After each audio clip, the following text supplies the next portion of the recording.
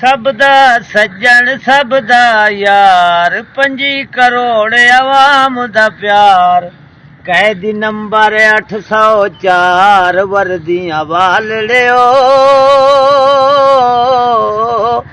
इंसाफ करो।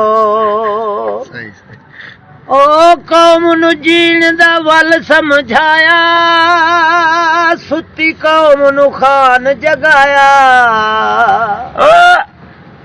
कौम नू जीण दा वल समझाया सुती कौम नू खान जगाया।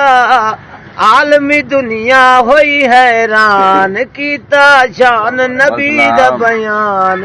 एह पक्का मुसलमान दुनिया वालड़ियो इंसाफ करो। वे अमरीका तू सैफर आया खान ने हक दा लम लहराया। तुसी कराया दम तमाद बनया झगड़े दी बुनियाद। हूं डींदा मुल्के बर्बाद वर्दियां वालड़ियो इंसाफ करो। ओ मुल्क दी दाल च वड्डा काला जेंदा ना है भी गोडाला। चादर चार दीवारी पार नंगियां वीडियो इज्जतां तार। क्या इवें होंदे चौकीदार वर्दियां वालड़ियो इंसाफ करो। ओए असली नस्ली खून जा गल्ला दल इंसाफ कानून जा गल्ला। 35 सालां तू पी नून चुसेंदी रही है अवाम दा खून।